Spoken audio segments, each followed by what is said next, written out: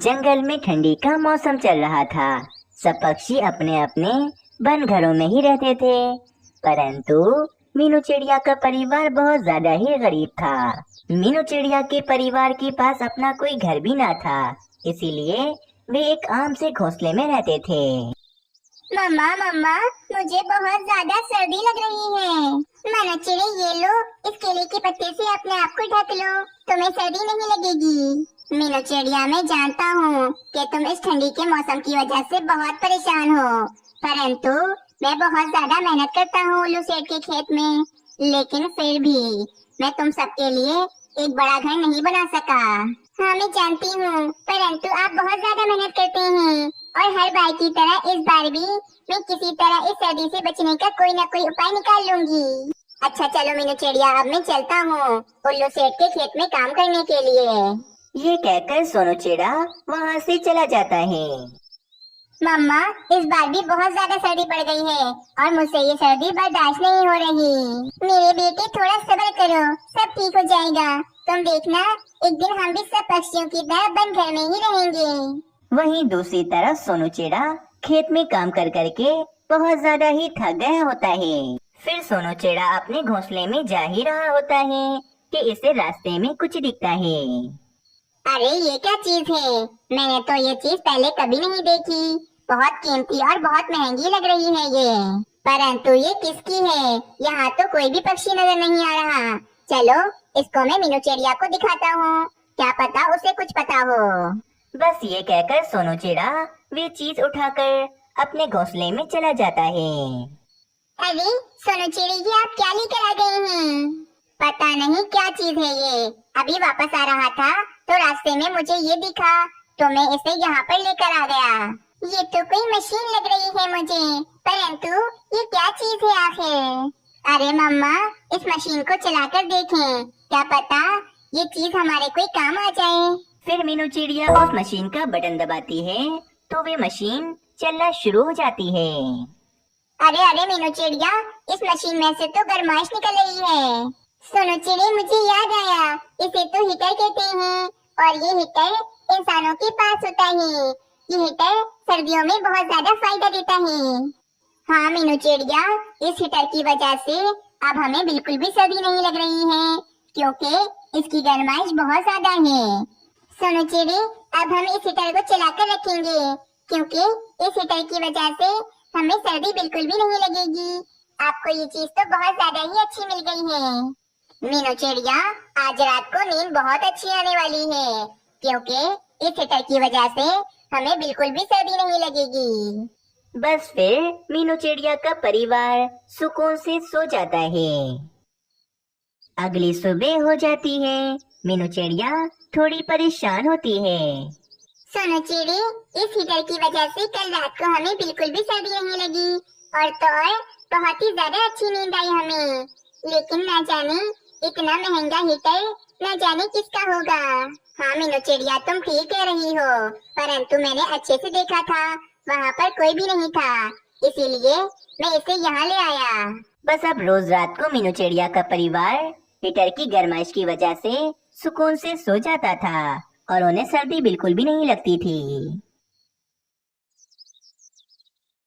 सोनू चिड़ी, ये हीटर कितना अच्छा है और इसकी वजह से हमें ठंडी के मौसम में कोई परेशानी नहीं होती। ना जाने ये किस पक्षी का होगा और उस पक्षी ने कितनी मेहनत करके ये हीटर खरीदा होगा। मैं तो कहती हूँ कि हमें इस हीटर के मालिक को ढूंढकर उसका हीटर उसे वापस कर देना चाहिए। हाँ मीनू चिड़िया, तुम ठीक कह रही हो, किसी की चीज रखना अच्छी बात नहीं है, हमें इस हीटर को इसके असली मालिक को दे देना चाहिए। ये सब बातें चल रही होती हैं कि वहाँ पर उल्लू सेठ आ जाते हैं। अरे सोनू चिड़े, तुम्हें इतना महंगा हीटर मिला है और तुमने मुझे एक बार भी नहीं बताया, लेकिन वाकई ये हीटर बहुत ही काम की चीज है। उल्लू सेठ, ये हीटर हमारा नहीं है, ना जाने कि इतना महंगा हीटर कौन पक्षी पेड़ के नीचे भूल गया था। मैं जानता हूँ कि तुम्हारा परिवार बहुत ज्यादा ही गरीब है, लेकिन अगर ये हीटर तुम मुझे बेच दो तो मैं तुम्हें एक बंद घर दे दूंगा, जिसमें तुम्हारा परिवार आराम से रह सकेगा। क्यों, क्या कहते हो?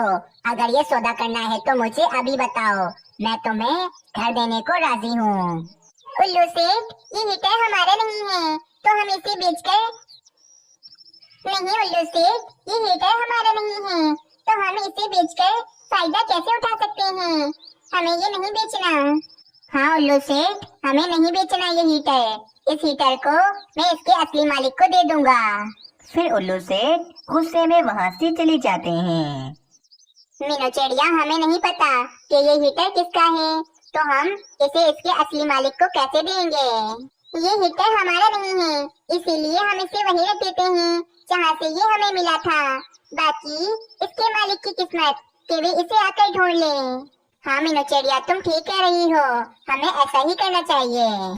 फिर मीनू चिड़िया और सोनू चिड़ा उस हीटर को लेकर जा रहे होते हैं कि उन्हें जग्गू पक्षी एक पेड़ के नीचे दिखता है जो काफी ज्यादा परेशान होता है। अरे सोनू चिड़ी, ये जग्गू पक्षी इतना ज्यादा परेशान क्यों लग रहा है? कहीं ये हीटर इसी का तो नहीं? मीनू चिड़िया, तुम यहीं बैठो, मैं जग्गू पक्षी के पास जाता हूँ और जाकर उसे पूछता हूँ। फिर सोनू चिड़ा जग्गू पक्षी के पास आता है।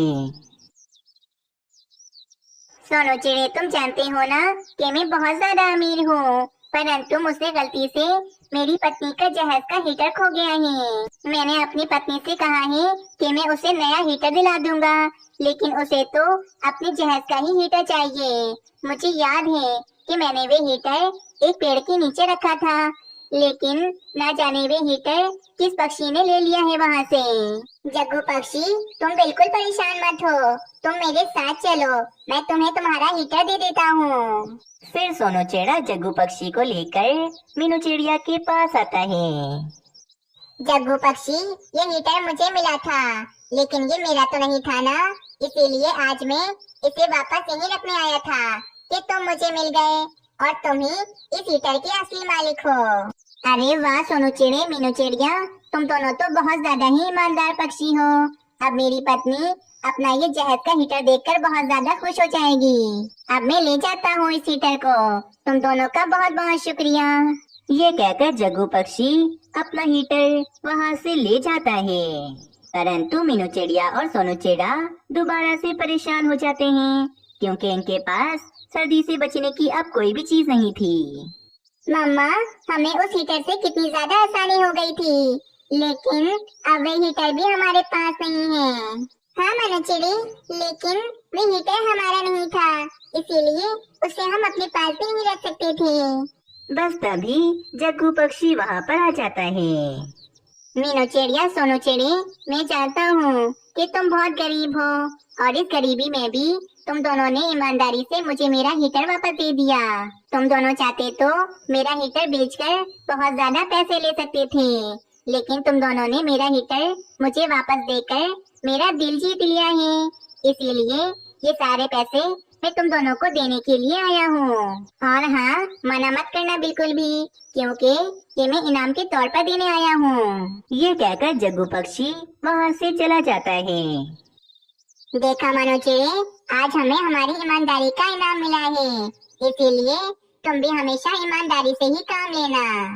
फिर मीनू चिड़िया और सोनू चिड़ा अपना एक बड़ा सा घर खरीद लेते हैं और आराम से रहने लगते हैं। ये कहानी एक मीनू चिड़िया और उसकी बहन कोमल चिड़िया की है। मीनू चिड़िया की शादी बबलू चिड़े से हो गई थी और वे दोनों खुशी खुशी रहते थे। कोमल चिड़िया, मैं तो तुम्हें चिड़े दिखा दिखा कर थक गई हूँ, परंतु तुम्हें तो एक चिड़ा भी पसंद नहीं आया। तुम अब मुझे खुद ही बता दो कि आखिर तुम किस चिड़े से शादी करोगी? मीनू चिड़िया, अभी तक जितने भी रिश्ते आए हैं वे सब गरीब घर के हैं और मुझे तो किसी अमीर चिड़े से शादी करनी है जो मेरे सारे सपनों को पूरा कर सके। अब देखो, तुम्हारी शादी बबलू चिड़े से हुई तो तुम्हें बिल्कुल भी फायदा नहीं हुआ, क्योंकि अभी तक तुम दोनों मिलकर ही भोजन जमा करते हो। अगर मेरी शादी भी किसी ऐसे चिड़े से हो गई तो बस मेरी तो पूरी उम्र मेहनत करते ही गुजर जाएगी। कोमल चिड़िया, अमीर चिड़े मिलना कोई इतनी भी आसान बात नहीं है, और वैसे भी हम भी कोई इतने अमीर नहीं जो कोई अमीर चिड़ा आकर तुमसे शादी करेगा। मीनू चिड़िया, तुम यही बातें करती रहना, ये नीचे जाके मेरे लिए किसी अमीर चिड़े का रिश्ता ढूंढो। वहीं दूसरी तरफ जंगल में एक सोनू चिड़ा रहता था, जो कि कोमल चिड़िया को बहुत ही पसंद करता था। मम्मा, मैं कोमल चिड़िया को पसंद करता हूँ और मैं उससे शादी करना चाहता हूँ। आप कोमल चिड़िया की बहन मीनू चिड़िया से बात करें। मुझे यकीन है कि मेरी शादी कोमल चिड़िया से जरूर होगी। हाँ ठीक है बेटा, हम कल ही तुम्हारा रिश्ता लेकर कोमल चिड़िया के पास जाएंगे। अगली सुबह हो जाती है। सोनू चिड़े की माँ जी सोनू चिड़े का रिश्ता लेकर मीनू चिड़िया के घर पर आती हैं।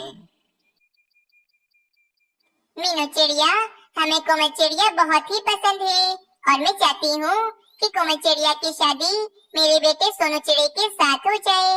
वो तो ठीक है आंटी जी, परंतु मेरी एक शर्त है। अगर आपको मेरी शर्त मंजूर है तो सोनू चिड़े की शादी कोमल चिड़िया से जरूर होगी। हाँ बेटा, कहो तुम्हारी क्या शर्त है? अरे मीनू चिड़िया, तुम चुप करो, मैं बताती हूँ कि मेरी क्या शर्त है। देखिए आंटी जी, मेरी शर्त कोई इतनी भी बड़ी नहीं है। बस मैं चाहती हूँ कि मेरी शादी बहुत ही धूमधाम से हो, पूरा जंगल सजे और तो और सब पक्षी मेरी शादी में आए और तो और मुझे अपनी शादी सब पक्षियों की शादी से बहुत ज्यादा ही अच्छी करनी है। क्या हो गया है कोमल चिड़िया? इतना सब कुछ करने की क्या जरूरत है? कितने पैसे खर्च होंगे इसमें? मीनू चिड़िया, बस मैंने कह दिया है, अगर मेरी शादी ऐसे ना हुई तो मैं सोनू चिड़े से कभी शादी नहीं करूंगी। सोनू चिड़े, तुम भी मेरी ये बात जरूर याद रखना। नहीं नहीं कोमल चिड़िया, मैं कुछ भी करके तुम्हारी ये ख्वाहिश जरूर पूरी करूंगा। बस मैं किसी भी तरह तुमसे शादी करना चाहता हूँ। सोनू चिड़े की बात सुनकर कोमल चिड़िया खुश हो जाती है और बस रिश्ता पक्का हो जाता है। चलो बेटा मीनू चिड़िया, अब हम चलते हैं, वैसे भी काफी देर हो गई है। ये कहकर सोनू चिड़ा और उसकी माँ जी वहाँ से चले जाते हैं। कोमल चिड़िया, तुम्हें इतना सब कुछ करने की क्या जरूरत थी? इतना अच्छा रिश्ता आया था तुम्हारा। अब मुझे यकीन है कि सोनू चिड़ा तुमसे शादी नहीं करेगा। मीनू चिड़िया, शायद तुमने सुना नहीं कि सोनू चिड़ा कहकर गया है कि वे शादी तो सिर्फ मुझसे ही करेगा। तुम देखना, सोनू चिड़ा मेरी ख्वाहिश जरूर पूरी करेगा। अरे बेटा, कोमल चिड़िया के तो बहुत ही ज्यादा नखरे हैं। अभी सिर्फ रिश्ता भी पक्का नहीं हुआ था कि इसने कितनी बड़ी शर्त रख ली। ना जाने शादी के बाद ये क्या क्या मांगेगी तुमसे। मैं तो कहती हूँ बेटा, जंगल में और भी सुंदर सुंदर सी चिड़िया हैं, तुम किसी दूसरी चिड़िया से शादी कर लो। अरे मम्मा, आप बिल्कुल भी चिंता मत करो, मैं सब कुछ देख लूंगा। बस आप शादी की तैयारियां शुरू करो। ये कहकर सोनू चिड़ा वहाँ से चला जाता है। सोनू चिड़ा अपने दोस्त तोते के पास आता है और इसे सारी बात बताता है।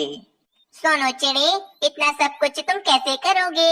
ये शादी तो बहुत ही महंगी पड़ेगी तुम्हें।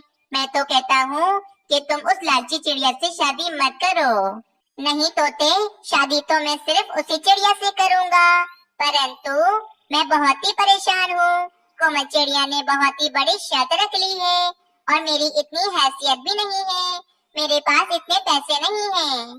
सोनू चिड़े, तुम मेरे बहुत ही अच्छे दोस्त हो, परंतु मैं इतना भी अमीर नहीं हूँ कि मैं तुम्हें शादी के लिए पैसे दे सकूं। लेकिन हाँ, मैं तुम्हारी शादी की सारी सजावट मुफ्त में करूँगा।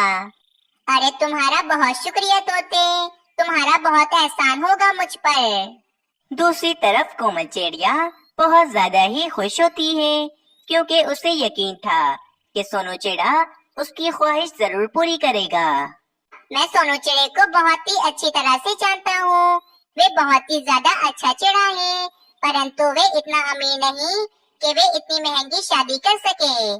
तुम्हें पता है सब पक्षियों का भोजन तैयार करवाने में कितने पैसे लग जाते हैं, और तो और शादी की सजावट भी तो करनी है उसे।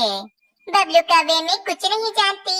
सोनू चिड़े ने कहा है ना कि वे सब कुछ कर लेगा, तो फिर आप इतनी चिंता क्यों कर रहे हैं? और अभी तो मैं सिर्फ अच्छी शादी का कह रही हूँ, मुझे तो सोने के गहने भी दिलाने हैं उसे। अगली सुबह हो जाती है। कोमल चिड़िया सोनू चिड़े के पास आती है। अरे कोमल चिड़िया, आओ, ये घर तुम्हारा ही है। मैं तुम्हें अपने हाथों से नींबू पानी का शरबत पिलाता हूँ। नहीं सोनू चिड़ी, मैं यहाँ कुछ पीने नहीं आई हूँ। वैसे शादी तो मेरी पसंद की हो रही है, परंतु सोने के गहने भी मुझे चाहिए जो मैं शादी पर पहन सकूं। सोने के गहने? परंतु कोमल चिड़िया, सोने के गहने तो बहुत ही महंगे होते हैं, मैं तुम्हें कहाँ से दिलाऊंगा? बस सोनू चिड़ी, अगर तुमने मुझे सोने के गहने नहीं दिलाए तो मैं तुमसे कभी शादी नहीं करूंगी। ये कहकर कोमल चिड़िया वहाँ से चली जाती है। बेटा तुम बिल्कुल भी फिक्र मत करो, तुम्हारा जो दूसरा घर है हम उसे बेचकर कोमल चिड़िया के लिए सोने के गहने खरीद लेंगे। पर मम्मा, ऐसा कैसे हो सकता है? बेटा, हमारा इतना बड़ा तो घर है ना, हम उस घर को बेचकर कोमल चिड़िया के लिए गहने खरीद लेंगे। अगले दिन सोनू चिड़ा जंगल के सबसे अमीर पक्षी चील को अपना घर बेच देता है। प्यारे दोस्तों, अगर आप सबको इस कहानी का अगला भाग देखना है तो हमें कमेंट में जरूर बताएं।